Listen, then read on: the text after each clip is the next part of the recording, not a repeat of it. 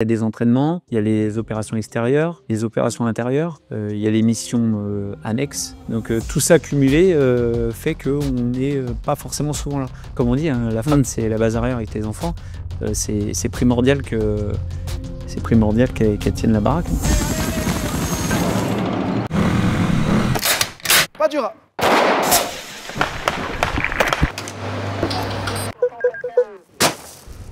Quartier libre. Je suis dans la maison du soldat le plus suivi sur YouTube. Vous le connaissez sous le pseudo Pépère le Villon, mais pour moi c'est un sergent-chef des troupes de marine. Il a 18 ans de service, 9 missions au compteur, 3 enfants, un chat et 5 millions d'abonnés. Ceci est ma conversation avec lui. Il m'explique comment il réussit à concilier vie militaire et vie de famille, un bébé et un groupe de combat, TikTok et son métier de soldat. Voici son retour d'expérience, le rétex de Pépère le Villon. Chef, je vous ai proposé qu'on se rencontre dans votre maison parce que vous êtes le premier soldat à casser ce cliché du militaire qui n'arrive pas à avoir une vie de famille. Vous en parlez beaucoup. Je crois que votre première mission en Côte d'Ivoire, vous étiez déjà en couple et vous êtes parti pendant 5 ou 6 mois. Comment un couple survit à ça? Alors c'est vrai parce qu'avec Fanny en l'occurrence on s'est rencontrés au brevet des collèges, donc en 3e, où je crois qu'on avait 16 ans. Où on allait les avoir. On a passé 2 ans ensemble avant que je rentre à l'armée, parce que pour la petite histoire, j'ai fait un bac pro menuiserie moi. Donc de base, je partais pour être menuisier. Donc Fanny, elle n'avait pas forcément validé le projet de l'armée, quoi. Et bon, bah, ça s'est fait comme ça. J'ai eu le bac et je me suis dit bon bah non, je vais partir à l'armée. Voilà, parce que comme maintenant je le sais parce que j'ai le recul nécessaire, je vois les jeunes qui rentrent, souvent c'est comme ça, on se dit tiens bah en fait pourquoi pas l'armée quoi. J'aime le sport, j'aime voyager, et bah typiquement moi c'était ça, j'aimais le sport et j'aimais voyager. Bah, je voulais voyager, j'avais jamais voyagé, hein. Donc voilà. Première les classes déjà hein, avant de partir en Côte d'Ivoire et c'est vrai que bah, déjà ça met quand on fait les classes, c'était 6 mois. C'était vraiment 6 mois à avoir pas tous les week-ends. Et bah, déjà, on a commencé. Je pense que c'est de là que ça part. C'est le détachement. On était tout le temps ensemble. Hein. Quand on n'était pas à l'école, on était ensemble. Et bah, là, le fait de partir toute la semaine et le week-end rentrer, mais pas tous les week-ends, et bah, déjà, ça nous a appris aussi à pas être tout le temps ensemble, quoi. Comment on a vécu ce changement de vie, là, ce changement de rythme? Je lui ai pas assez demandé, je crois ça. Non, mais en fait, ça s'est fait vraiment tout seul. Vous en faites pas, je vais lui demander. Oui, on va lui demander, mais exactement, on va complètement lui demander. Je vais lui demander. Ouais, on lui demandera. Mais mine de rien, bon, on n'avait pas d'enfants, hein, forcément. J'avais 19 ans quand je suis rentré à l'armée, exactement. Donc, on n'avait pas d'enfants. Et j'ai eu la chance de rentrer, du coup, au 2e RIMA. Et je suis du Mans. Donc, en clair, j'ai fait un bond de 5 km et je suis rentré dans un régiment. Là, qui font pire. Il y en a qui font, il y en a, voilà. J'ai des mecs dans la section, ils ont 900 km pour rentrer chez eux. Moi, j'avais 5 km. Et du coup, la tâche qu'avait Fanny avec ses parents, ses amis, frères, sœurs, bon, elle n'a pas de frères, mais ça aurait très bien pu. Ses sœurs, et ben en fait, elle l'avait. Elle n'a pas renoncé à ça pour voilà. donc ça, déjà, c'est. Et ça, mine de rien, c'est un plus. Ouais. Et ce qui a permis derrière aussi, de fonder une famille parce que le régiment, voilà, il est à côté. Et le week-end, on est en famille. Et quand je suis pas là, bon, ça on va aborder le sujet, mais quand je suis pas là, et il y a la famille. Et la séparation au début, pour vous, vous la voyez tous les jours. Là, tout d'un coup, pendant la classe, vous la voyez beaucoup moins. Ouais. Pareil, comment vous avez vécu ça? C'était douloureux, la séparation, vous y êtes habitué? Je pense que ça a été compliqué plus pour elle parce que nous, on a la tête dans le guidon, hein. Les classes, mon capitaine, de toute façon, vous savez, hein, on passe tous par des classes. Et voilà, et moi, j'ai commencé militaire du rang, donc mine de rien, je suis arrivé au 2e RIMA, petite appréhension. Voilà, mais j'ai eu un très bon encadrement. Je le sais maintenant, pareil, avec le recul, que c'était un très bon encadrement. Au début, on les déteste, et après, on évidemment se rend compte que... Voilà, oui, bon, quand il y a des couilles, évidemment qu'on les déteste parce qu'on ramasse derrière. Mais moi, ça m'a aidé le fait d'avoir la tête dans le guidon. C'est des révisions. On apprend un métier, en fait, au départ. Même si on dit que c'est un métier de vocation, mais on apprend quand même un vrai métier.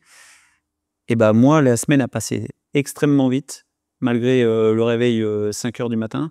Et ça passait vite. Et quand je rentrais le week-end, j'étais un peu fatigué. J'étais content de revoir du coup Fanny. Et puis moi, je repartais direct le dimanche soir. Le dimanche soir, c'est important de le dire. Et puis voilà. Donc ça, Fanny, peut-être que ça lui a mis. C'était plus compliqué en tout cas pour elle au départ, c'est certain. Je vais lui demander ce qu'elle en a pensé, parce que je pense qu'il y a peut-être une réalité du temps qui est différente, parce que ouais, pour vous, ça va hyper vite, c'est comme en mission, c'est pareil. Pour nous, on a la tête dans le guidon, ça va super vite, mais l'arrière, le temps s'écoule peut-être différemment. Pour les enfants aussi, on pourra en discuter après. Ouais. Donc, le jour où on vous dit, c'était après votre première année au régiment, on vous dit, vous allez partir 5 mois en Côte d'Ivoire. Ouais. Comment vous annoncez ça à votre copine de l'époque? Du coup, Fanny, je lui dis, déjà au départ, c'est 4 mois. On nous vend 4 mois, donc déjà, c'est voilà, c'est Il y a ça. un petit problème de... Mais moi, comme ça, promesse. j'apprends aussi au fur et à mesure que l'émission, on annonce 4 mois, mais ça peut être 6 mois. Ça arrive. Voilà. Et je lui annonce, on apprend très vite qu'on va être le contingent qui va arriver. Du coup, pour le coup, ça va arriver à la 3e compagnie. On arrive à la 3 et on nous dit, OK, vous allez partir avec telle section en RCI, donc République de Côte d'Ivoire. Voilà, en 2008. Et on nous dit que ça arrivera 4 à 5 mois après notre sortie des classes. Donc déjà, ça met une petite CBF, une petite claque de bon fonctionnement quand on vient d'arriver. On se dit, ah, ça y est, en fait, c'est vrai, quoi, on va vraiment partir en opération. Attends, on est hyper excités, non? Moi, j'étais très content. Mais après, tout s'est enchaîné parce que juste avant la Côte d'Ivoire, j'ai fait les 6 mois de classe. Et dans la foulée, parce qu'on passe nos permis à l'armée, on m'a envoyé au poids lourd. Voilà. Donc, je sais pas, parce que j'avais déjà le véhicule léger. Hein. Donc, j'avais déjà le VL. Donc, on m'a dit poids lourd et tu seras pilote VAB. Donc, pilote le véhicule de l'avant blindé, en fait. Au début, ça me parlait pas. J'ai très vite vu ce que c'était. D'ailleurs, s'il y en a qui regardent mes vidéos, j'ai déjà présenté le véhicule de l'avant blindé. On est en train d'être progressivement remplacé là, par une nouvelle génération de véhicules. Voilà. Et notamment, nous, au régiment, c'est le Griffon qui le remplace. Mais comme dans plein de régiments d'ailleurs. Et voilà, j'ai enchaîné poids lourd, qualification véhicule de l'avant blindé. Et puis derrière, je suis parti en mission. Et vous vous souvenez comment vous lui avez annoncé à Fanny ce départ? Le départ, j'avoue que c'est un peu loin en fait. Le départ, non, on va lui demander ça aussi. Ouais, je lui demande peut-être qu'elle s'en souvient mieux que vous. Oui, mais certainement. Encore une fois, moi, on discute tout le temps avec des militaires de ça. C'est que quand on reçoit une mission, nous, on est hyper excités, on se dit, et même d'ailleurs, quand c'est des théâtres où il se passe des choses difficiles, c'est pas qu'on se réjouit du malheur des autres, mais en fait, pour nous, c'est l'aboutissement d'un entraînement hyper dur. C'est comme un pompier, quand il y a un feu, pour lui, c'est l'aboutissement de sa vocation. Ouais. Et par contre, nos familles à l'arrière, ils partagent pas forcément cette excitation, ce plaisir-là qu'on a à partir. Donc, non, mais ça se rend compte, quoi. Exactement, mon capitaine. Là, par contre, ce qui est sûr, c'est que c'était là, on savait que pendant 4 mois minimum, on n'allait plus être ensemble. Donc, ça, c'était sûr que. Je pense que ça a été certainement la mission la plus difficile. Déjà du fait qu'il n'y ait pas d'enfant et que elle était encore à l'école. Ça a été forcément la mission la plus difficile pour Fanny. Et moi, comme vous dites, moi j'étais excité en fait du fait de partir en mission. Et je venais d'apprendre un métier et que j'allais faire ce que j'avais appris, quoi. Institué, comme on dit. Ouais.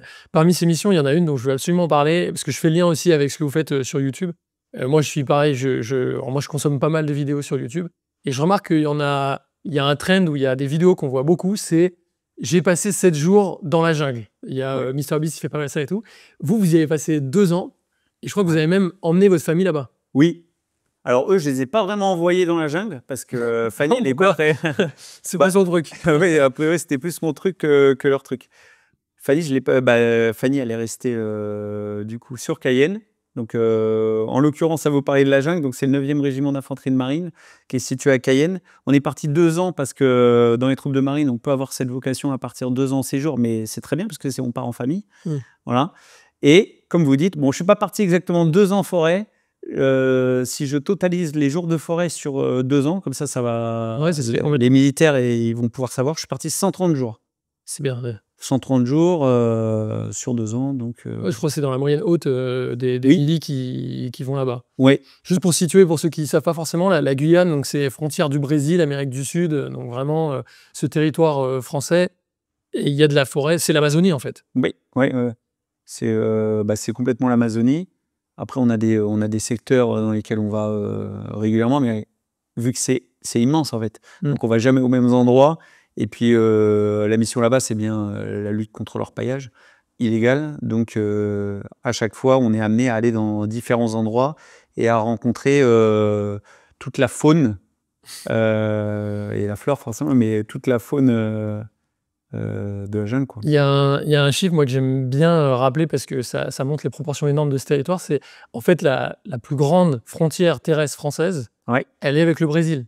C'est vraiment un territoire immense pour ceux qui ne connaissent pas. Donc c'est là-dedans que vous avez crapahuté. Je me demande, je suis curieux de savoir, quand vous avez appris au 2e RIMA que vous partiez 2 ans en séjour en Guyane, de l'autre côté de l'Atlantique, dans ce territoire d'Amazonie et Ouais. la jungle que vous avez décrite, vous avez annoncé ça comment à Fanny? Vous lui avez dit chérie, fais les valises, on part dans la jungle?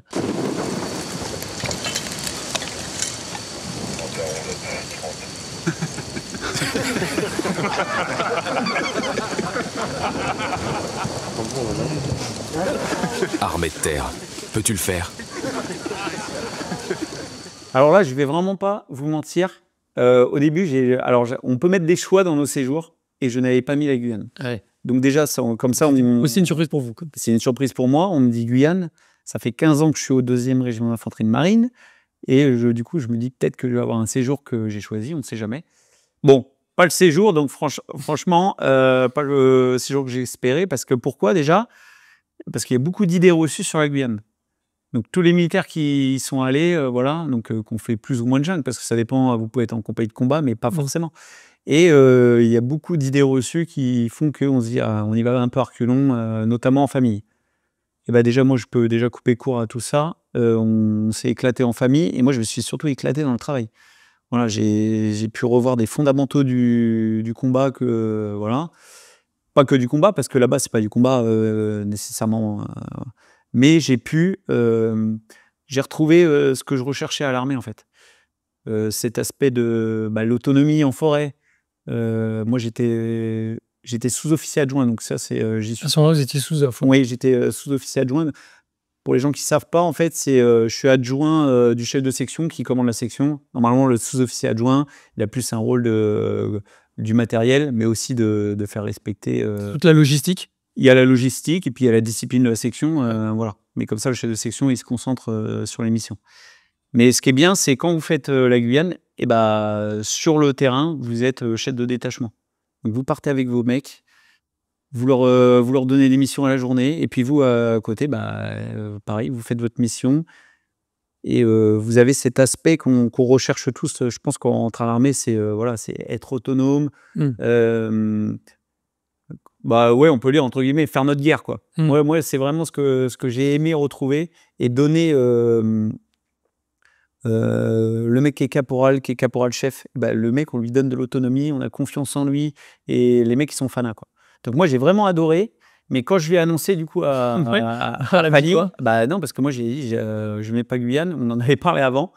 Et elle avait dit surtout pas la Guyane. Non, j'ai dit non, mais Fanny, bien sûr que il va pas y avoir la Guyane, ça fait 15 ans que je suis au 2. C'est bon, à mon avis, on va au moins avoir. J'avais mis Nouvelle-Calédonie, j'avais dit Réunion. Dangereuse. Voilà. Bon, comme d'hab, je m'avance un peu trop. Vous lui promettiez les cocotiers. Voilà. Bon, il y en avait un. On en a vu quelques-uns. Je suis jamais allé, moi. Ça, ah oui. Je suis jamais allé en Guyane. Non, mais il faut prendre le bateau, mais il y en a sur les îles du Salut. Pour ceux qui ont fait la Guyane, ils savent. L'eau est bleue là-bas. Parce que la Guyane, l'eau est pas bleue. Enfin, je vais pas dire qu'elle est marron parce que j'ai pas envie de. C'est ce qu'on dit, ouais. Ouais. Elle est. Mais non, franchement, vous faites 30 minutes de bateau. Allez, 40 minutes. Et il y a un marquage dans l'eau. C'est très bien dit. C'est la frontière. C'est la frontière. Il y a une frontière dans l'eau, quoi. Et c'est top. Et du coup. Donc c'était pas prévu. Pas prévu du tout d'aller en Guyane. Puis en plus, on l'a annoncé à la famille parce que moi, je commençais pareil à dire à mon frère, Nouvelle-Cale, tu vas venir me voir. Ouais. Voilà. Et quand on nous annonce Guyane, je me dis déjà, parce que je le sais, ça c'est un rétex, c'est un retour d'expérience des militaires, c'est que généralement les familles, elles viennent moins nous voir quand on va en Guyane qu'en Nouvelle-Calédonie. Bizarre. Bon, Ou Tahiti, par exemple. ou Tahiti, mais évidemment. C'est généralement, Voilà. on dit, hein. Donc on savait déjà, mais comme d'hab, une mission, ça se refuse pas. On est parti. Voilà, je sais pas, comme d'hab, on n'est pas parti du cul dans la plaine. On savait où on allait. Ouais. Et je suis vraiment pas déçu de cette mission, quoi. C'est ma meilleure, en tout cas en famille. Et sur le plan perso, franchement, j'ai vraiment adoré. Et les enfants, vous savez comment ils ont vécu ces années-là? Ils avaient quel âge?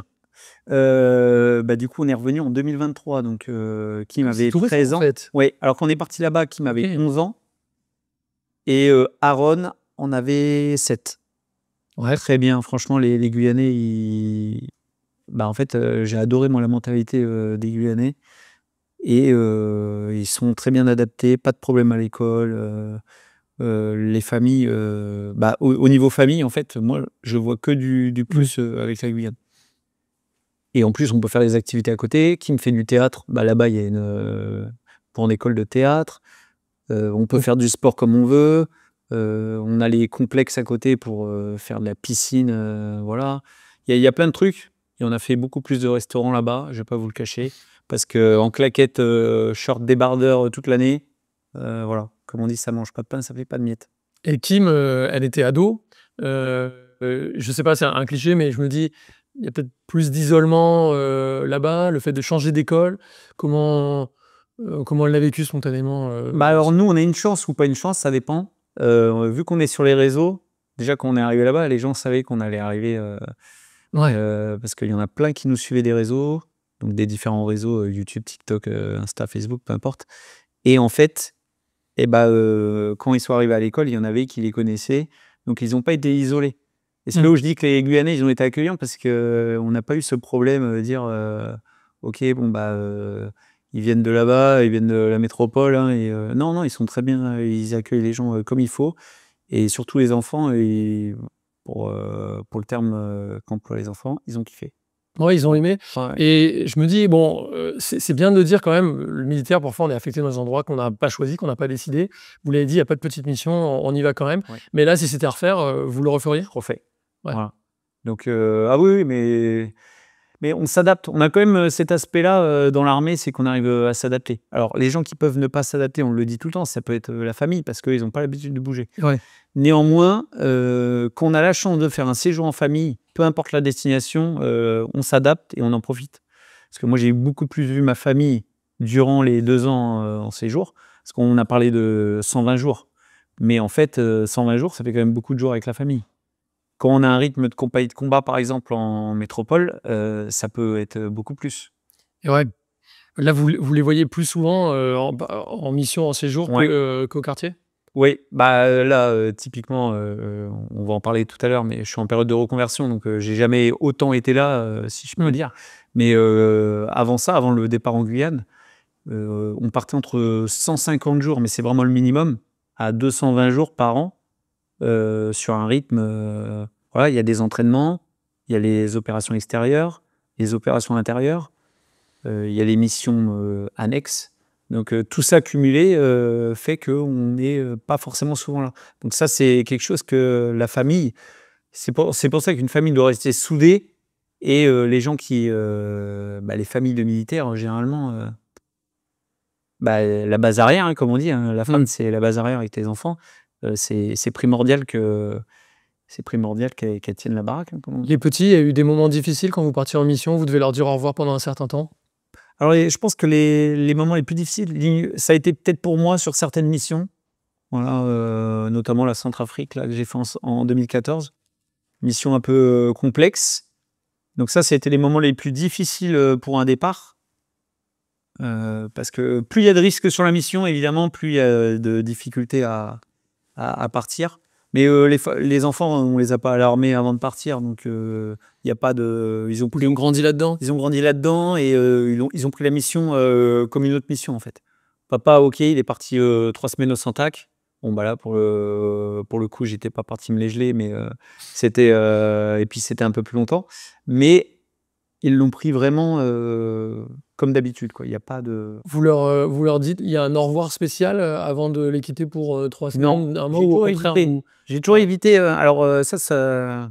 Bah, je regarderai les autres vidéos si vous posez la question à d'autres militaires, parce que c'est vrai que c'est pas forcément. J'ai pas demandé comment les autres papas font.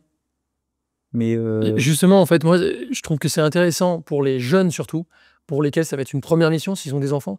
Je trouve ça cool que vous leur donniez un peu vos alors moi, conseils, enfin comment vous voyez les d'accord. choses. Est-ce qu'il faut le ritualiser? Est-ce qu'il faut au contraire le banaliser? On peut pas appréhender chaque mission de la même manière. Exact. Si on va au Mali, au Mali où on part dans le désert, on peut couper le contact pendant 1 mois et demi. Ouais. On peut pas aborder le départ en mission de la même manière. On sait que les enfants, on les verra pas tout le temps en visio, parce que c'est aussi une chance qu'on a maintenant, c'est de les voir en visio sur certaines missions. Là-bas, par exemple, si je partais au Mali ou sur d'autres théâtres d'opération, et que je savais que je pouvais couper la communication pendant longtemps, même 2 mois, hein, généralement, je les préviens en fait.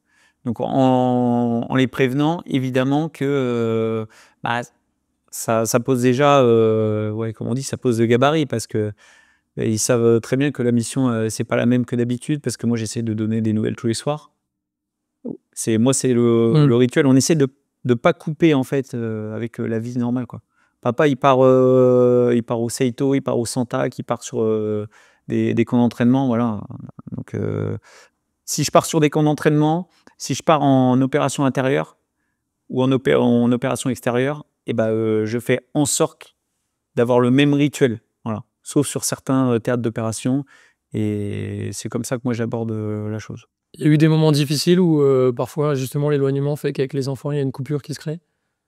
Ouais, bah, là, je parlais de la Centrafrique, c'est vraiment moi, c'était la mission la plus complexe, au niveau psychique, au niveau mental et au niveau physique, et voilà, c'était vraiment difficile. Voilà, parce que là-bas, c'était la guerre, hein, pour pas cacher le truc, et en fait, quand on part en mission, on part pas de la même manière. Voilà, je vais pas, comme sur une opération intérieure, patrouiller sur un sentinelle à Paris pendant 2 heures. Alors oui, Il y a un risque il élevé. y a un risque qui est plus ou moins important, mais il y a toujours le risque. Néanmoins, quand je partais sur des missions telles que la Centrafrique, là, quand je partais le matin, j'étais pas forcément serein. Voilà, même si je faisais toujours le mec serein pour mon groupe, parce que j'avais un groupe à commander. Mais et puis le fait de pas les appeler tous les soirs, parce que je pouvais pas. On tenait le terrain, et puis il y avait pas le téléphone, voilà, pour diverses raisons opérationnelles, et bah, le fait que je puisse pas les appeler, bah, moi ça me rajoutait, voilà. Des fois je partais 96 heures d'un coup, bah, je savais que le prochain appel déjà c'était au mieux 96 heures. Mais des fois vous partez pour 96 heures, mais vous partez pendant 2 semaines. Donc le fait de pas savoir quand on va rappeler la famille, Ouais, ça c'est dur. voilà, et puis de pas savoir surtout comment ça se passe à la maison. Ouais. Parce que madame, elle gère tout, et les enfants, mais il peut y avoir, voilà, comme dans toutes les familles, il peut y avoir des problèmes à l'école, on ne sait pas comment ils vivent la mission, voilà. Tout ça, c'était vraiment compliqué. Et eux non plus, ils savent pas comment ça se passe pour vous, votre quotidien. Et est-ce que vous leur racontez, ou au Non. contraire, vous préférez pas aller éveiller leur... Je n'ai jamais raconté, bah, pour la Centrafrique, j'ai jamais raconté ce qui se passait pendant la mission. Vous Voilà. voyez qu'ils étaient inquiets? Oui, ouais, ouais. Mais en plus, je crois, pour la petite histoire, mon père m'appelle jamais quand je suis en opération. Ouais. Et j'ai eu un appel de mon père. Voilà, puis alors mon père, souvent, il aime bien me raconter ses journées. Et d'ailleurs, il me fait bien marrer à me raconter ses journées.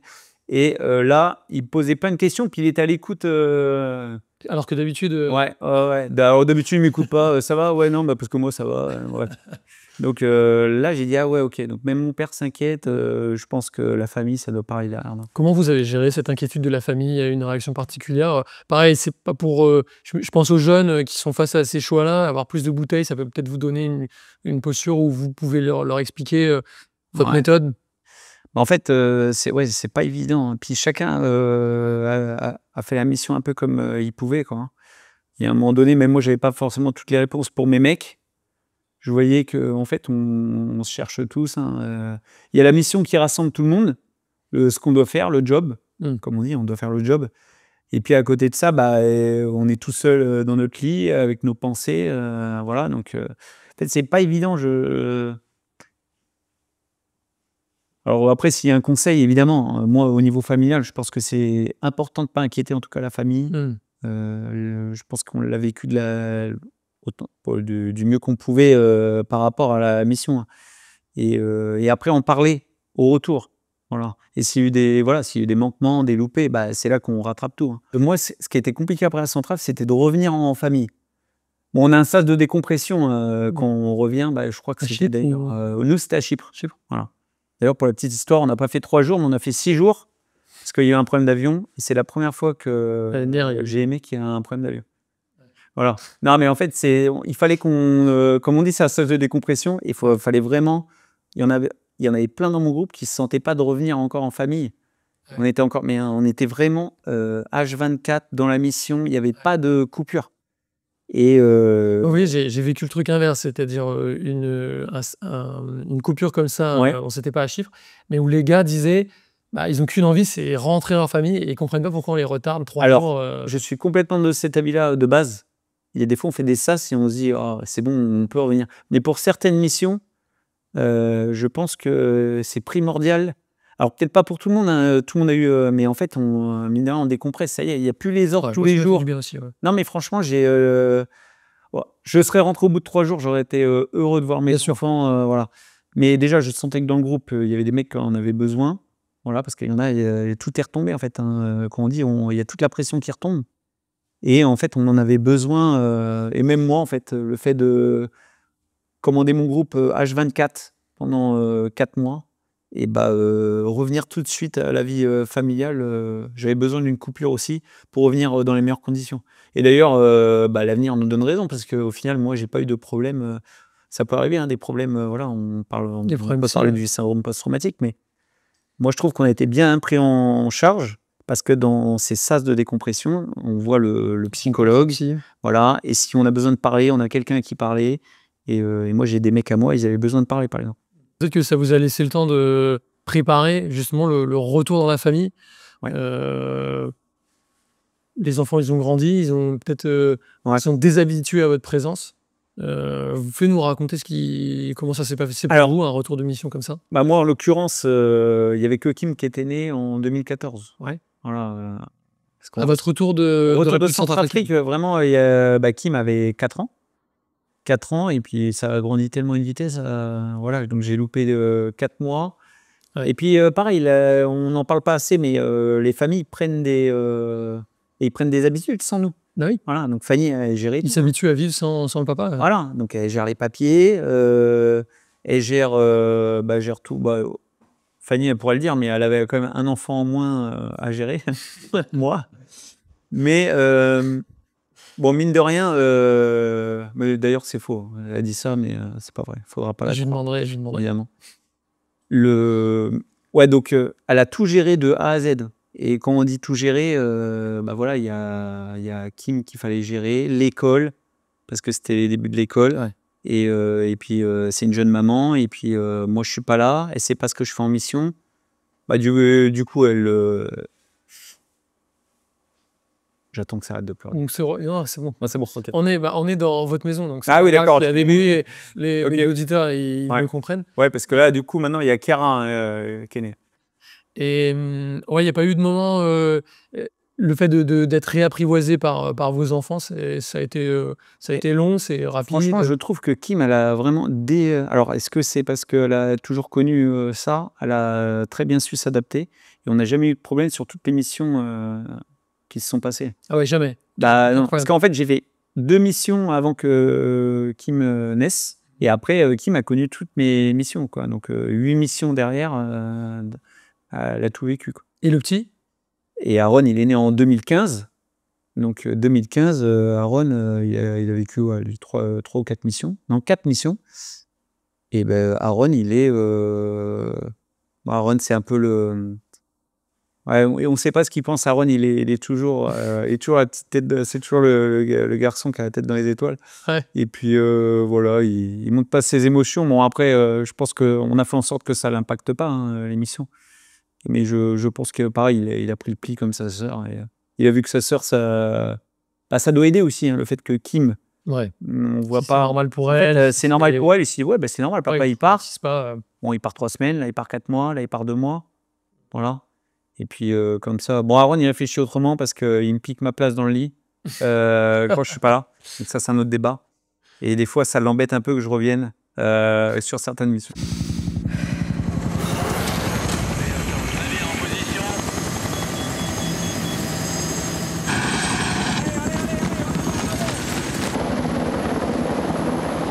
Armée de terre, peux-tu le faire?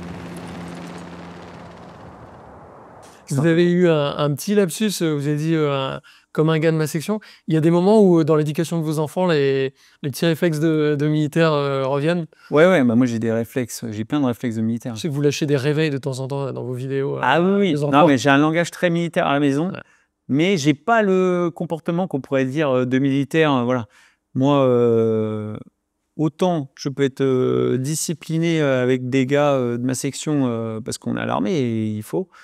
Je suis un peu moins militaire, pomme de terre à la maison, voilà. Même si vous en jouez un peu dans vos vidéos. J'en joue dans les vidéos parce que je sais qu'il y a C'est comme ça. il y a des mecs qui n'arrivent pas à faire le distinguo. Et Les les gens bâtards. parlent. Et les mecs, ils rentrent à la maison, ils sont pareils, quoi. Ouais. Donc, non, moi, j'évite vraiment. Moi, je suis plus je suis un peu. Ouais. Après, je mets des coups de pétard, hein, comme tout le monde. Je vais pas faire le mec qui est papa gâteau. Non, il y a des trucs. Vous en sur faites les- pas faire des pompes. Ils pompent pas, à part dans les vidéos. D'accord. Voilà. Et ça, non, ils pompent pas. Je leur fais pas des réveils au clairon comme dans les vidéos. Voilà, les revues d'armoire, il y en a pas. Mais j'en joue évidemment. Et puis pareil, le mat des couleurs dans le jardin, il n'existe pas, bien que j'y pense. Ouais. Voilà. Non, mais je sais ce qui. En fait, à l'armée, on éduque des jeunes. Alors, on éduque des grands de 18 ans, 19 ans. Des fois, ils arrivent, ils ont 29 ans. C'est ça qui est marrant avec l'armée. Entre 17 ans et 29 ans, on éduque. Mais bien qu'on a plus de mal à éduquer un mec de 29 ans, normalement, C'est il est sûr. déjà bien, c'est déjà bien ficelé. Mais c'est pas pareil avec les enfants. Bah voilà, c'est un autre. Faut s'adapter en fait. Et surtout, moi, il y a un truc que j'ai retenu de l'armée, c'est la pédagogie. Voilà, j'essaie Ouais. d'être pédagogue au maximum. Voilà, de leur faire comprendre pourquoi on fait ça. Et si on fait ça, c'est pour ça. Et puis voilà, leur amener la chose. Puis je pense que vous, en plus, comme sous-officier, moi je le vis de la même manière comme officier, c'est un métier d'éducateur avant tout. Vous l'avez dit, c'est vraiment. De temps en temps, on est un prof, de temps en temps, j'imagine peut-être avec votre groupe, il y a ce côté un peu papa qu'on a avec ces jeunes gars. Ouais. Vous avez peur que vos enfants ils deviennent militaires ou pas? Non, j'ai pas peur. Mais après, je pense qu'ils. Alors comme ça, vous me le demandez, je pense qu'ils seront pas militaires. Non? Donc clairement, on peut pas savoir encore. Faire gaffe. Je sais pas, ouais, bah voilà, mon fils, il est tellement introverti. Et puis, je sais pas, je le vois il est trop mignon. Je le vois pas en fait pour l'instant être militaire, mais ça va peut-être changer avec l'adolescence. Kim, elle est dans l'adolescence. Bon, elle va être actrice. Donc normalement, actrice, militaire, ça devrait pas aller ensemble. Mais on n'est pas à l'abri, hein. En tout cas, s'ils veulent être militaires, et ben, moi, du moins, je pourrais les aiguiller. Voilà. Et je pense pouvoir les aiguiller par rapport à leur tempérament, parce que ça, c'est important aussi, hein. Il y a tellement de métiers dans l'armée. Et voilà. Donc. Mais je serais plus un appui et une aide pour eux que le contraire. Voilà. Et en plus, j'ai fait 5 contingents de classe.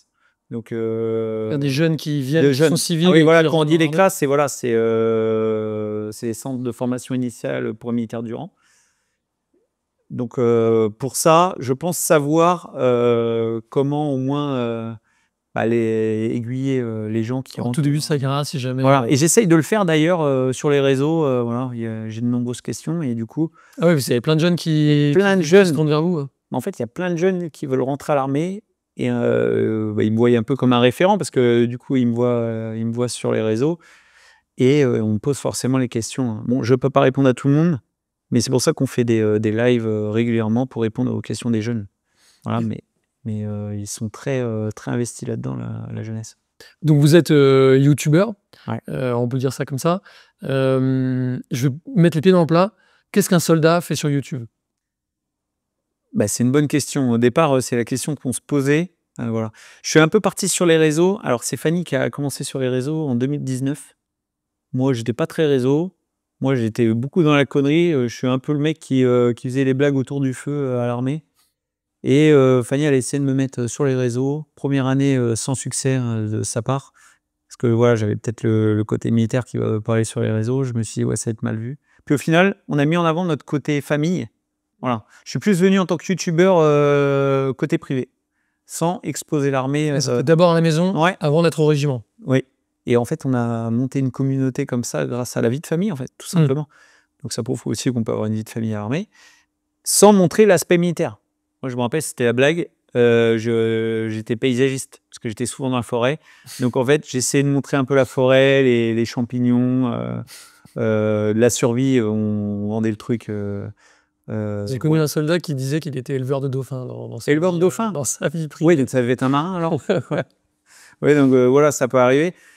Bon, moi j'ai vendu le truc comme ça, et puis bon, on avait déjà une grosse communauté. On avait 2 millions d'abonnés sur TikTok, Ouais, déjà. mais on n'était pas sur YouTube. Voilà, ouais. Et là, je suis parti en Guyane, et du coup, on a mis en avant le côté forêt. Bon, et à un moment donné, les gens ils sont pas dupes. Hein, quand on change, toute la famille déménage, je mets pas que le bas de treillis en forêt, que je suis en t-shirt bas de treillis. Bon, les gens ils se disent ok, ouais, c'est peut-être Joe Labuche, un bûcheron quoi. Mais Gros bon, fan Amélie. ouais, voilà. Et puis un jour, j'ai fait les coulisses de la forêt, et on a vu sur les réseaux que ça avait cartonné en fait. Donc, comment se passe la vie d'un militaire en forêt? Et ça a été très bien accueilli de la part de l'armée. Hein. C'est une question que tout le monde se pose. Est-ce que j'ai été embêté? Je n'ai jamais été embêté pour les réseaux. Je pense, c'est pas pour me lancer de fleurs, mais on a eu la bonne approche sur les réseaux. Voilà. Moi, de toute façon, je sais vendre la boutique parce que en fait, je crois en l'armée. Donc, en fait, je ne vais pas à l'encontre de l'armée. Tout ce que je montre, c'est des choses auxquelles je crois, que je fais, que j'ai vécu. Et en fait, je parle, c'est du retour d'expérience, tout simplement. Et j'aime l'humour, donc je l'ai calé en humour. Et voilà, c'est comme ça qu'on est arrivé en mode YouTube. Et que je suis dit un peu comme le militaire des réseaux. Voilà. Bon, il y en a quelques-uns qui sont arrivés depuis. Mais moi, je pense que c'est top. C'est top pour l'armée. Et voilà. Vous avez 5 millions d'abonnés là actuellement, j'ai calculé vite fait en prenant tous les réseaux. Et à côté de ça, vous avez dans votre groupe de combat, dans votre section, des bonhommes. Qu'est-ce qu'ils en pensent? Bah, je pense que tous mes bonhommes sont abonnés à ma chaîne. Ouais. Si on va aller Alors, il y en a plein qui veulent apparaître sur les vidéos. Voilà, c'est quelque chose que je me suis beaucoup interdit jusqu'à maintenant. J'en mets quelques-uns de temps en temps parce que voilà, on fait des choses en groupe, mais je ne montre pas trop leur visage. Voilà. Et j'utilise surtout l'arrière de leur tête. Mais voilà, les mecs sont fanas. En tout cas, il n'y a pas de problème de commandement parce que je suis pépère des réseaux. Vous êtes toujours sergent-chef. Mais je suis toujours sergent-chef, sous-officier adjoint en compagnie de combat, et ça, il y a même pas de débat, quoi. Et le fait, les mecs, on parle des fois à la popote, hein, je suis crédible dans le sens où j'ai fait des missions. Ma mission, bon, on n'est pas là pour parler de mon CV, mais j'ai fait des choses. Et en fait, même moi, j'arrive à leur apprendre encore des choses. J'ai cet aspect armé, mais pareil. Quand ils vont courir, je vais courir. Quand on fait du combat, je fais du combat avec eux. En fait, je n'ai pas de passe-droit, quoi. Voilà. Et les vidéos que je fais pour l'armée, c'est en plus de mon temps de sous-officier adjoint. Donc, en fait, je suis comme n'importe qui dans une compagnie. Il n'y a pas de sujet. En plus, moi, je pense que on utilise d'ailleurs le terme influenceur. Et l'influence, ça a toujours fait partie du métier militaire aussi. Exactement. Quand on fait une coopération dans un pays étranger où on a formé des militaires, c'est de l'influence. Quand on envoie des militaires en Roumanie à une frontière, c'est de l'influence. Donc, quelque part, vous, toute l'influence que vous avez, les 5 millions d'abonnés que vous avez, qu'est-ce que vous voulez faire de cette influence? Ah bah là, notamment, l'influence, là, j'en ai profité pour créer ma marque, par exemple. Là, j'ai créé ma marque Chef Pépère. Ouais. Parce que j'ai la chance d'être resté sergent-chef 6 ans. Donc, je me suis dit, en fait, je suis le chef, jamais chef Pépère, quoi. Ouais. Pépère, c'est mon surnom depuis tout petit. Donc, chef, Pépère, tac, on a créé la marque Chef Pépère. Et j'ai la chance d'avoir une communauté qui me suit et très investie. Hein, sur les lives, quand on fait un live d'1 heure, des fois, il y a 30 à 40 000 personnes qui passent. C'est énormément de gens qui passent sur... Donc ça, c'est comme ça qu'on voit qu'on a une réelle influence. Là, j'ai créé ma marque il y a très peu de temps, parce que je quitte bientôt l'armée, donc sinon, de toute façon, je n'aurais pas encore créé, mais j'ai vu l'influence que j'avais sur les gens. Bon, pareil, hein, on peut avoir une bonne ou une mauvaise influence. Je pense que j'ai eu une bonne influence sur ma communauté. Et la marque, là, c'est quoi? C'est des t-shirts, des fringues? Vous en avez ramené un? Mais complètement. Mais je me suis approprié direct. Ah non, mais ça, Dans le ça format. c'est énorme. Mais la vie, c'est pas un kiwi. Voilà, mais si là, vous avez complètement. Là, en plus, c'est bien, mais on l'échangera. Alors, si je le mets au régiment, il va m'arriver des problèmes. Non, mais évidemment, je le conçois, mon capitaine. Donc là, la vie, c'est pas un kiwi. Voilà, on s'est fait des petits délires. Alors, il y a des mauvais angles, ils disent que c'est une pomme de terre. Voilà, non, c'est un kiwi. En fait. Un kiwi. Voilà, et qui a une mini-mi. Parce que nous, on est des militaires et voilà, en compagnie de combat, on aime bien la mini-mi. Et j'ai été coiffé mini-mi, moi. Pour la petite histoire, Tireur mini. j'ai aussi été tireur mini-mi. Avant de conduire le VAB. Non, après. Et juste avant de passer chez l'équipe, j'ai eu l'occasion d'être tireur mini-mi. Donc voilà, puis on s'est dit, on va pas faire un soldat, on va faire un kiwi. Voilà, parce que alors la phrase la vie c'est pas un kiwi, c'est une soirée popote comme on fait à l'armée. Hein. Ouais. Et puis il y a toujours un chef là qui a sorti cette phrase d'ailleurs que je salue. On appellera le chef Xav. Et d'ailleurs très bon pack ce chef Xav. Et il nous sort toujours des phrases drôles. Voilà, moi aussi normalement j'en ai à mon actif. Mais voilà, cette phrase-là, il nous l'a sortie pour dire que la vie elle n'était pas toujours toute rose. Voilà, et la vie c'est pas un kiwi. Et je pense qu'il a pris le kiwi parce que c'est un kiwi. Voilà, c'est une pomme de terre ratée et que c'est un fruit tout mou. Donc et c'est drôle. Donc voilà, on me le demande souvent. Pomme de terre. Voilà. Et là. Et voilà, le kiwi. Ouais, c'est cool. Non, mais il est beau gosse. Hein. Ouais, il est sympa. On fera plein de variantes. Il y a une philosophie de vie. Ouais, c'est un peu un Rambo kiwi, hein. C'est pour ça le bandana. Ça. Et puis pour ceux qui ont tiré déjà la mini, là, on sait le débit. Hein. C'est pour ça qu'il y a de la douille qui vole là. Et voilà. Donc, et la marque Chef Pépère. Voilà, le logo. Donc il y a les patchs, le t-shirt. Vous voulez développer toute une gamme là, de produits pour votre communauté. Oui, c'est ça. En fait, on va développer la marque Chef Pépère. Il y a tellement eu de bons retours que. Ouais, carrément. Voilà. Et en plus, comme on a dit, c'est une entreprise familiale. Donc là, il y a le projet de la marque Chef Pépère, mais il y a le projet YouTube qu'on veut développer. Voilà, donc en famille, mais pas seulement. Parce que moi, j'aimerais bien faire des petits documentaires avec les forces. Ouais. J'aimerais bien faire ça aussi avec la police, la gendarmerie. En fait, tous les gens qui travaillent pour le drapeau. Voilà. Apporter ma petite touche en humour et puis après à côté de ça faire des interviews comme vous mon capitaine. Et même ces produits là du futur, c'est toujours Fanny qui fait les montages, qui produit. On verra si c'est jouable. Sacré boulot. Hein. Non mais en fait c'est ça parce qu'après il faut s'occuper de la famille. Ça c'est pareil, c'est Fanny. Alors moi j'ai vu la vidéo Vie ma vie où vous prenez sa place pendant une journée. Oui, mais c'est là. Mais mais elle est énorme. D'ailleurs, on va la refaire. Elle est vraiment top. Et elle va vivre ma vie. Ça va être plus. C'est ça, vous aviez jamais fait encore? Moi, j'ai vécu sa vie, mais elle n'a pas encore vécu les miennes. Ok. Mais je pense que j'en ai parlé au chef de corps et je crois qu'il est chaud. Il est d'accord, ouais. Ça n'avait pas parlé à Fanny encore.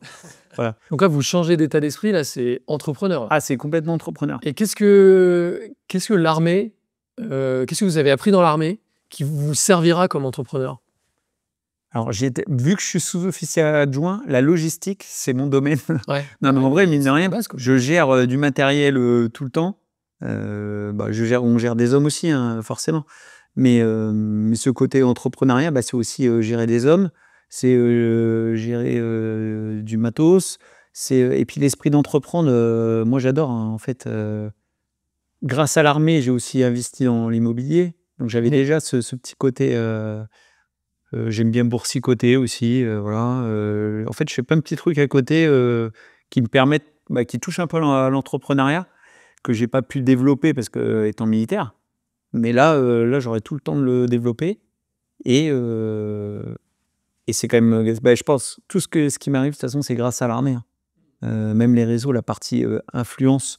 Le fait que j'arrive à parler à une caméra, c'est comme quand on parle dans un amphithéâtre à 300 personnes, c'est exactement la même chose. Je me disais, ne serait-ce que le courage, l'audace de monter une affaire, c'est un truc qu'on apprend à l'armée. Exactement, oui, non, mais c'est ça. En fait, j'ai pas peur de me louper. Je fais des trucs, ça réussit, ça rate, mais au moins, j'ai pas de regrets, quoi. Voilà. Et l'émission aussi, ça m'a permis... en fait, on s'affirme aussi à l'armée. J'étais pas le même personnel, j'allais dire Pax, mais j'étais pas le même personnel quand je suis rentré quand je suis rentré à l'armée à 19 ans que maintenant, quoi. J'ai pris de l'assurance, je sais ce que je peux faire, je sais ce que je sais faire et je sais que je peux me rater, mais c'est pas grave. En fait, et on peut se rater et de toute façon, c'est pas, de toute façon, en plus, j'ai la chance pour l'instant, grâce au réseau, que tout ce que j'ai entrepris jusqu'à maintenant, en tout cas, ça a fonctionné. Mais personne à l'abri, mais en tout cas, moi, je tente et c'est ma vision des choses.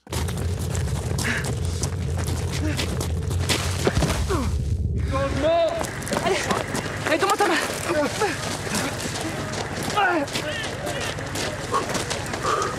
Armée de terre, peux-tu le faire? Et au terme de ces 18 ans d'armée, l'armée vous accompagne dans ce projet de reconversion? Ah oui, là, alors moi, je suis sous-officier de carrière, donc il y a les sous-officiers sous contrat, voilà, il y a les contrats et il y a la carrière. Moi, je peux partir, en fait, je pourrais faire très bien une carrière longue. J'ai décidé, Mmh. d'arrêter pour, faire ce qu'on disait et l'armée m'accompagne, voilà, mais elle accompagne, tout le monde. Voilà, le mec, qui a fait 5 ans à l'armée, l'armée accompagne. En fait, c'est le principe de la reconversion, justement. Là, elle va m'accompagner, pour, ma création d'entreprise, notamment dans le domaine du sport qu'on a évoqué et donc là Alors ça s'est passé comment? Vous avez pris la décision: «OK, bon, je re-signe pas un nouveau contrat ou je vais pas plus loin». ouais, Vous avez rendu compte à votre chef et là, qu'est-ce qui se passe, par rapport voilà. à votre reconversion? Bah, exactement, déjà à l'armée, on rend compte. Voilà, j'ai rendu compte, j'ai dit: «Bon, bah, à 15 ans d'armée, j'ai pris la décision, d'arrêter à 17 et demi. Bon, je crois que ça fera 18 et j'ai dit: «Bon, bah, voilà, je souhaite m'épanouir dans autre chose», voilà et bah, l'armée, direct, a dit: «Bon, bah, très bien, tu es en droit», donc c'est là qu'on a parlé justement de la reconversion. La reconversion, comme on dit, c'est un droit, machin, mais c'est plus que ça, en fait. C'est, l'armée accompagne, les gens. En fait, ils nous lâchent pas comme ça dans le milieu civil, parce que moi, je connais rien dans le milieu civil. La dernière fois que j'ai été, civil, pour le coup, c'était, quand j'avais le bac, quoi. Donc j'ai jamais vraiment travaillé dans le milieu civil. Donc ils m'ont pas laissé comme ça, ils m'ont dit: «Pépère», bon, ils m'ont pas dit comme ça, mais: «Pépère, tu pars pas vent du cul dans la plaine. OK, on t'accompagne et tu nous présentes ton projet». Voilà, donc j'ai monté un dossier, j'ai montré mon projet, ils ont dit: «OK». Votre projet d'entreprise? Projet d'entreprise. Donc moi, c'est de l'entrepreneuriat, mais en fait, même, quelqu'un qui veut être, dans l'informatique, peu importe. Qui cherche un job, En fait, employé voilà, et tout, on est soutenu aussi. il y a un accompagnement, voilà. Qu'on ait fait 50 services, qu'on ait fait, 9 ans, 11 ans, qu'on ait fait, 27 ans, voilà, il y a un accompagnement et puis voilà et du coup, ils croient en mon projet et je serai accompagné comme ça, encore un petit moment. Et là, je crois que dans le cadre d'un projet d'entreprise, on vous donne 1 an, Ouais. où vous continuez à être soldé pour vous laisser votre chance pour, l'armée vous dit: «Allez, en avant, tu montes ta boîte». C'est ça. On vous donne, 1 an de solde où on continue de vous solder. Ouais. Comme ça, vous avez l'opportunité, bah, de vous cracher, Voilà, si c'est le voilà, cas. c'est le dossier accepté, c'est comme ça que ça se passe. Ouais. Mais ça, c'est propre à la Ceux création qui ont d'entreprise. envie de créer une Ouais, entreprise. voilà, quand on crée une entreprise, voilà, c'est une chance qu'on a. C'est pour pouvoir développer notre société, et ben, on garde notre salaire, voilà. C'est important à dire aux jeunes parce que c'est Ouais. la promesse. Voilà, quand on est jeune, on s'engage, on se dit: «Je sais pas combien de temps on va durer dans l'armée», mais on sait que, elle nous laisse pas tomber le jour où on dit qu'on veut redevenir civil, quoi. Non, mais exactement. Alors, les jeunes, des fois, ils pensent pas à la création d'entreprise. Je Ouais, pense c'est clair, mais qu'on peut. D'ailleurs, j'en ai parlé avec les gens qui m'ont accompagné là-dedans. Il y a énormément de personnes qui y pensent pas, en fait. Ils se projettent pas, ils se disent: «Non, bah, bon, bah, je vais faire routier, je vais faire, j'allais dire DD routier, moi ça aurait été une bonne vanne aussi, mais je vais faire routier, je vais faire, en fait, les métiers qui reviennent, voilà, la sécurité, parce qu'on se dit: «Ouais, on c'est était ça leur militaire». compétence. Ouais, en fait, c'est ça. Mais non, en fait, c'est plus que ça. On apprend Ouais. plein de choses à l'armée. Comme on dit, il y a 400 métiers. Bon, dans l'armée de terre, je crois qu'il y en a 107 ou 109, je sais plus. Mais on apprend plein de choses. Voilà. Et même le mec qui était tireur d'élite, eh ben, il a appris plein de choses. Il n'a pas appris qu'à régler sa lunette et à crapahuter avec un sac de 50 kilos. Bah, en fait, c'est pareil pour tout. Un exemple que je prends souvent, c'est vous avez été, chef de groupe. Moi, j'étais il y a quelques jours à l'ENSOA, l'École nationale des sous-officiers. Il arrive qu'il y a des jeunes, ils ont 18, ils ont 20 ans, ils ont 22 ans, ils se retrouvent à la tête d'une équipe avec 8 bonhommes ou 8 filles de l'armée de terre. Ouais. Des gens de leur âge qui commandent comme ça, aussi jeunes, qui commandent des soldats, c'est sans précédent. Ça n'existe pas dans les entreprises normales. Il faut attendre un certain niveau. Ouais. Donc ça, c'est une expérience hyper valorisable aussi, quoi. Oui, c'est énorme. Et comme vous dites, hein, le jeune qui rentre à 17 ans et demi, qui est très bon, il peut être chef d'équipe 2 ans plus tard. Ouais. Donc à 19 ans et demi, il peut déjà commander 2 à 3 mecs. Et s'il est très bon, 2 ans plus tard, il peut être chef de groupe. Ouais. Et donc là, il commande 10 mecs. Ouais, et ça va très vite. Ça veut dire que ça peut être un manager, ça peut être un cadre dans Mais en fait, une oui, boîte. c'est ça. En fait, on se rend pas compte. Mais oui, exactement. Mais c'est vrai que souvent, ils se disent « Ah bah moi, c'est bon, j'ai été pilote. Comme vous avez été pilote VAB, je sais piloter un engin lourd. Bon, bah je vais faire routier. D'ailleurs, c'est des très belles carrières aussi. Non, mais en fait, il n'y a pas de... Mais c'est vrai qu'ils ont souvent ce côté tunnel. Ils n'imaginent pas tout ce qu'ils peuvent faire. Ouais, c'est exactement ce que j'allais dire. Ils ont l'effet tunnel. En fait, non, bah c'est bon. Voilà, je suis pilote Griffon ou VAB ou ce qu'on veut. Et je vais faire routier parce que j'ai mes permis. Oui, tu peux faire ça, il n'y a pas de problème. Mais en fait, tu sais faire ça. L'armée t'a appris à faire ça, ça, ça et ça. Donc, on peut se diversifier. Et en vrai, à l'armée, on apprend tellement de choses et on est polyvalent. Souvent, il y a la case polyvalence qu'on aime bien qu'elle soit cochée tous les ans là, dans notre qu'on est évalué. Et la plupart de nos soldats, ils sont polyvalents. Le sens de l'adaptation, vous êtes sur des terrains extrêmes. Le désert, la jungle, en fait, ça développe. Encore une fois, ils ne se rendent pas compte de ça. Mais ils développent des skills, ils développent des compétences qu'ils n'imaginent même pas, les mecs. Ouais. Et je trouve ça dommage, je trouve ça bien que vous le rappeliez. Vous, votre projet d'entreprise, s'il y a eu un déclic, à quel moment ça vous est venu? Vous vous êtes dit, OK, je veux être entrepreneur, je me lance là-dedans. Moi, je me suis dit ça assez rapidement quand je me suis lancé dans l'immobilier au départ, j'étais caporal. Et puis, en fait, je me suis dit un jour, il faudra que j'entreprenne. Puis voilà, je suis comme vous. Hein, du YouTube, je regarde et moi, je regarde les gens qui entreprennent. J'adore voir les gens qui sont partis de rien et qui sont arrivés là-haut et me dire, en fait, lui, il a réussi. Pourquoi pas moi, quoi. Donc, moi, je suis parti de ce principe-là assez jeune. Et puis, forcément, je fais ma carrière militaire. C'est pas forcément toujours évident d'entreprendre quand on est à l'armée. Hein. Ça, j'en suis conscient, en fait, parce que c'est un métier qui nous prend pas mal de temps. Puis quand on a une vie de famille, on peut pas... des fois, c'est difficile de jongler sur les deux. Voilà. Là, je savais que j'arrêtais. Je me suis dit, allez, c'est en avant, faut fight. Et si on remonte un peu le temps, au début de votre engagement, à ce moment-là, vous n'aviez pas vraiment des idées d'entreprise. C'était, allez, je pars à l'aventure. Pas du tout, ouais. Moi, je voulais voyager et faire du sport. Voilà, c'est en fait que je suis rentré à... Ouais, exactement. Et puis, j'ai eu la chance d'apprendre un métier que j'ai aimé, puisque je suis rentré en compagnie de combat. Alors, pour moi, compagnie de combat, avant les 3 jours, parce que là, les jeunes, ils savent... souvent, on dit, quand je leur dis en live, c'est quoi la compagnie de combat? Les mecs, ils pensent que je me bagarre toute la journée. Ah oui, c'est ça, la compagnie de combat. Non, c'est... en fait, on appelle ça... Sinon, le temps serait long, quoi. Ouais, non, mais ça serait long. Déjà, il y a un moment donné, j'aurais peut-être plus de neurones pour parler sur la caméra. Mais... Pourquoi qu'il nous en manque forcément? Oui, mais il m'en manque. Vous comme moi. Oui, voilà. Comme ce bon vieux kiwi. Non, mais en fait, le combat, c'est c'est comme les jeunes là. Maintenant, ils sont sur Call of Duty, Counter Strike, voilà. Et c'est le mec qui est en débarqué avec son arme, voilà. Et c'est le mec qui patrouille, c'est le mec que vous voyez à Sentinelle. C'est ça surveiller. C'est ça un combattant en fait, voilà. Et moi, j'ai appris ce métier-là et j'ai trop aimé faire du combat en fait. Et je voudrais juste revenir, vous avez quoi? Vous avez tapé à la porte d'un CERFA, vous avez dit je veux être militaire, qu'est-ce que je fais? Comment ça s'est passé pour vous? Mais ça s'est complètement passé comme ça. Le CERFA du Mans, j'ai été voir. Alors je me suis renseigné déjà avant, en avance de phase, parce qu'en fait, c'est souvent pareil. On a toujours un copain qui rentre à l'armée. Voilà. Moi, j'avais un copain qui voulait être menuisier comme moi, et puis il me dit en septembre, je rentre à l'armée. Je dis ah ouais? Je dis mais tu vas faire quoi à l'armée? Il me dit je vais partir en mission. Puis je vais faire du sport. Je dis mais attends, mais moi aussi je veux faire ça. Et puis en fait voilà, j'ai arrêté de faire des meubles et j'ai dit je vais au CERFA du Mans. J'étais voir un adjudant-chef à l'époque. Bon, je savais pas que c'était un adjudant-chef, hein. Mais un mec qui avait fait toute sa carrière au 2e RIMA. Et forcément, il m'a bien vendu le 2e RIMA. Ah bon? Ouais, ah bon? Pas la Légion. Voilà. Étonnant. Non, étonnant. Mais il me l'a bien vendu et d'ailleurs, je le salue. Je sais qu'il habite pas très loin encore. mais qui a pris un peu d'âge, 17 ans du coup.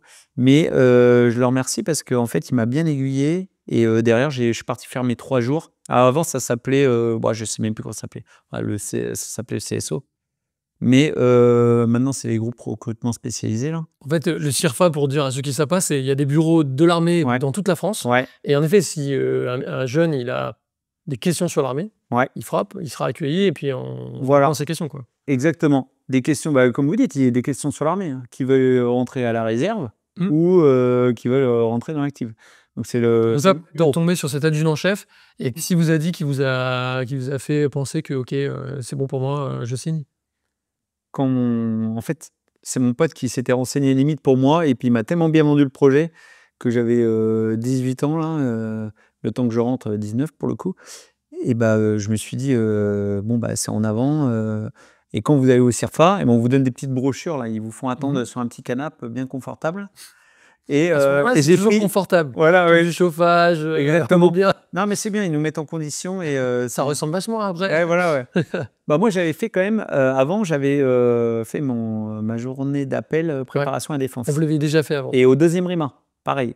Donc, j'avais passé une journée aux 2 et en fait, j'avais déjà vu les soldats. En plus, j'ai eu de la chance, ils m'avaient pas mis des mecs taillés dans des tibets de cigogne. C'est des vrais mecs. C'est pas gentil pour les maigres comme Non, moi. mais bon, ça arrive. Et il en faut. Non, mais il en faut parce que maintenant, je sais que c'est les meilleurs cours du régiment. Généralement, c'est. Ouais, ça aide. Ouais, voilà. Cadre Non, mais il faut aussi, tout le monde. Et au stage commando, c'est souvent eux qui sont noirs. Donc, au final, j'ai vu des gros Golgoth, des Wallisiens, des Tahitiens. J'ai dit, putain, en plus, les mecs qui sont baraqués et tout. J'ai dit, c'est comme ça que je vais être dans quelques années, si tout se passe bien, si je bosse bien. Et puis ça n'a pas loupé, je vous le cache pas que. Vous l'êtes devenu. Ouais, je suis devenu une machine. Bon, moins maintenant, moins maintenant parce que voilà, mais j'étais un caporal fight. Et puis c'est comme ça que en fait, le fait d'avoir juste passé ma journée aux 2, et puis derrière être rentré, avoir fait le CIRFA, les 3 jours, pareil, on se documente. On est reçu par un militaire qui nous pose des questions. Il dit ouais, ok, tac. C'est un échange. Et puis là, moi, c'était en avant le 2. Je voulais que le 2 à la sortie des 3 jours. Et vous avez fait vos classes, ça dure 4 mois, ce que vous racontiez tout à l'heure. 6 mois. 6 mois. Et en fait, c'était 6 mois. Il y a un moment où vous signez vraiment? Il y a le contrat. J'ai signé mon contrat là où, dans le CIRFA. Voilà. Et après, il y avait un. Alors, c'était pas un gros Hummer à l'américaine avec les portes coulissantes. Où on rentre dedans et ils vous ramènent dans le régiment. Là, j'ai mis une vidéo. La cagoule et. Non, mais c'est incroyable ça. Non, moi, c'était un petit utilitaire. On m'a ouvert la porte. En kangou. Elle grinçait, normal. Voilà, ça commence à me préparer. Et je suis rentré dedans et on m'a ramené aux 2. Mais normalement, tous les mecs, vous allez arriver par la gare. Voilà, parce qu'on n'a pas tous la chance d'arriver dans le. On était 2 du Mans à rentrer au 2e RIMA ce jour-là. Voilà, c'était le 4 septembre 2007. Et 2 heures plus tard, je rentrais dans le 2e RIMA et je rencontrais mon encadrement. Et ça m'a fait rêver, voilà, comme on dit. Pourquoi? J'ai vu un chef, il m'a fait peur direct. Ah ouais, et il me ferait encore peur maintenant. Un sergent-chef comme vous maintenant? Oui, il était sergent-chef. Bon, alors là j'en ai 4. Mais ça, c'est chef BN2, oui, voilà, c'est comme quoi j'ai le B-stat. Lui, il était sergent-chef, comme on dit, sergent-chef tout court. Et il envoyait vraiment, très physique. 1m90, un réunionnais. Et quand il parlait très militaire. Voilà. Et moi, j'avais jamais entendu un mec parler très militaire, en fait. Voilà, la ponctuation, c'était. Puis il avait un petit accent, voilà. Mais je pense qu'il regarde mes vidéos maintenant. Donc, je sais que vous êtes adjudant-chef. Moi, adjudant-chef. Vous me faites encore peur maintenant, ça peut. C'est un modèle pour vous quand vous êtes devenu chef de groupe et vous vous êtes dit je veux être comme lui? Moi, oui, non, mais d'arriver chef, moi quand j'ai vu des chefs comme ça, quand on voyait de la claquette, là, j'ai dit mais non, mais je vais être chef comme ça. Et mon chef de section, qui est maintenant civil, mais mon chef de section de l'époque, un chef de section, il commande 30 à 40 mecs. Ouais, voilà, surtout aux classes, on est rentré une 50aine, on a fini à 40aine. Et franchement, je le croise encore maintenant, là. Bon, maintenant, il est civil, mais c'est toujours un plaisir. Et lui, pour moi, c'est un exemple de voir comment il commandait 40 mecs, quoi. Moi, j'arrivais même pas à me commander moi-même. Il dit: «Ah ouais, non, mais en fait, si un jour j'arrive à commander une section comme ça, c'est énorme, quoi». Et du coup, ça a été un exemple mais moi, j'ai pris plein de modèles. En fait, c'est comme ça, je pense qu'un militaire, il se forge comme ça, il prend plein de modèles. Voilà, moi, j'ai pris le chef, qui envoyait de la claquette, physiquement. Je me suis dit: «Ouais, je vais être un coureur comme lui. Ah, lui, il est fort, à la muscu, OK, muscu. Ah, lui, il est très bon, tactiquement en combat». Voilà. C'est un pédago. Lui, il est très pédago. Ouais, c'est comme ça qu'il faut que je sois. Moi, c'est comme ça que je me Parfois, suis. il y a aussi les contre-modèles, hein. Parfois, il y a aussi des chefs qu'on n'a pas du tout aimés. Oui. Je veux pas refaire. Et ben en fait, exactement. Oui, il y a le contre-modèle, OK, voilà, il y a le mec, bon, lui, il est nul en topo, pourvu que je prenne pas, plein sud, sur. Bon, ça, pour le défendre, arrive, ça peut être bon sur certaines courses. Oui, mais non, mais exactement. En course d'orientation, on le voit déjà. Non, non, mais même moi, je suis le premier des fois à faire des loose topo. Non, mais vraiment, les contre-exemples, c'est vrai en fait. Les contre-exemples, c'est voilà, je veux pas faire ça en fait. Mais globalement, j'ai eu peut-être 4-5 modèles dans ma carrière et puis voilà, j'ai essayé de me forger comme ça. Pour vous, apprendre le commandement, c'était surtout sa limitation en regardant les autres? Ouais, ouais, à l'imitation. Je pense que, alors je le dis souvent à mes gars, en fait, on a notre propre commandement. Il faut pas vouloir copier le chef Pépère, par exemple. Ouais, je suis flex sur certaines choses. Des fois, je suis un peu catégorique sur d'autres. Voilà, en fait, moi, je me suis forgé comme ça. J'ai du bon, du moins bon, comme tous les chefs.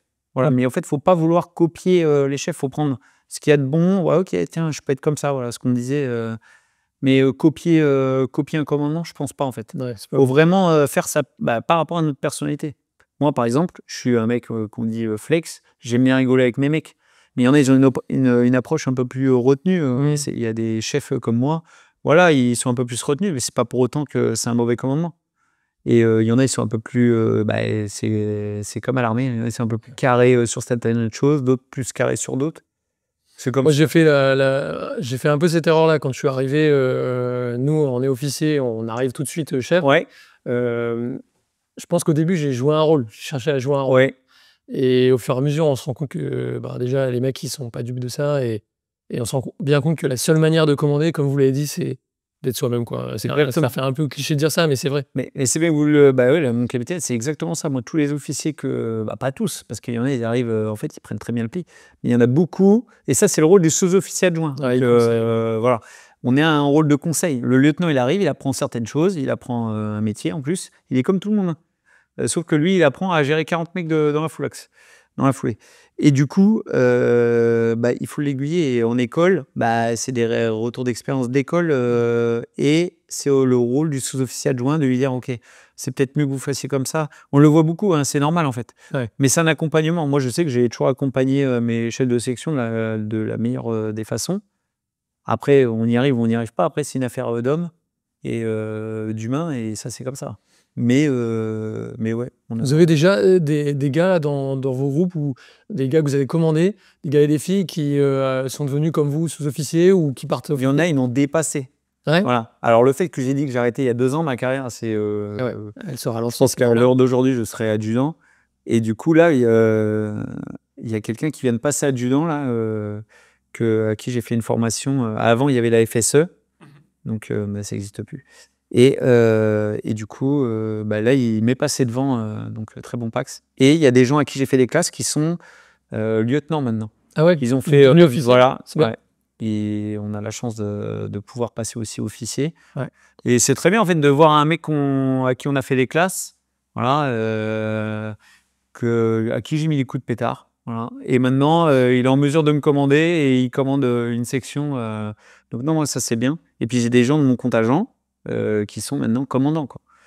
Parce que très tôt, ils sont passés officiers, parce que concours interne, voilà. Ils sont passés officiers et maintenant commandants. Donc ça, c'est top de voir tout le monde qui évolue. Ça va de commandant, mon contingent, à caporal-chef. Ouais, c'est un bon contingent s'il y a eu autant d'évolution de carrière Ouais. et tout. Non, mais il y avait des très bons mecs. Et voilà. C'était il y a combien d'années, là, ce contingent? Vous disiez 18. 2007. Mon contingent, c'est 2007. Ah, le contingent à qui j'ai fait les classes? Non, le vôtre. Alors, le mien, c'est 2007. Voilà. Si c'était à refaire, Je refais tout. les yeux fermés. Ouais, je refais tout. Ouais. Après, on a toujours des fois, on se dit, ouais, j'aurais bien aimé faire telle mission, mais on ne peut pas toujours parce qu'il y a des stages, faut faire des classes à des jeunes, il faut les former aussi, hein, ça fait partie du job. Et on ne peut pas faire toujours les missions qu'on veut. On ne les choisit pas et voilà. Mais en vrai, le fait d'avoir fait peut-être un contingent à la place d'une mission, et bah, ça fait que je suis devenu tel chef, en fait. Donc, en fait, je referai tout pareil. Voilà. Avec mes regrets et avec... ouais, c'est même pas des regrets, mais en fait, avec le fait que j'aurais bien aimé faire plus, mais on veut toujours faire plus. Mais après, il faut être fier de sa carrière. Hein. Vous en avez déjà fait beaucoup. Puis, avec le projet que vous avez aussi du pain sur la planche. Je voulais terminer en vous demandant, là, on lance avec l'équipe de l'Armée de Terre Recrute ce podcast, Ouais. Retex, où on cherche les retours d'expérience des militaires. Oui. Vous qui êtes un pro, ce serait quoi les conseils pour lancer une chaîne YouTube? Les conseils pour lancer une chaîne YouTube, s'il en fallait un,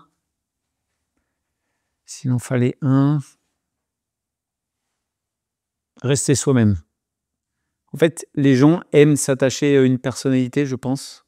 Voilà. Donc, vous, mon capitaine, vous serez leur personnalité de l'interview. Ce sera le capitaine et en fait, ce sera votre personnalité et votre interview.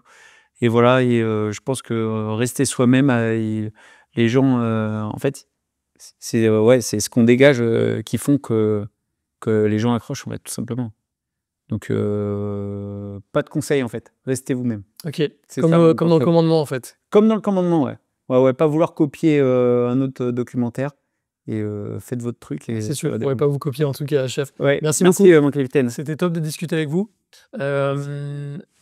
Tradition militaire, je vous remets le patch de mon régiment. Voilà. Merci. Avec la grenade à 7 flammes et l'étoile éclair skieur. Et ben moi, je vous remets le kiwi que vous ne mettrez pas dans le régiment. Mais Pas dans le régiment, mais je vais le mettre là juste pour me faire plaisir. Oui. Et je vais payer les coûts à mon retour. c'est parfait. Hop. Donc, bonne tradition. Ouais. Ouais, allez. Merci, mon capitaine. Armée de terre, peux-tu le faire? Pour le savoir, s'engager.fr. L'armée de terre recrute 16 000 soldats et 5 000 réservistes par an et forme à plus de 100 métiers.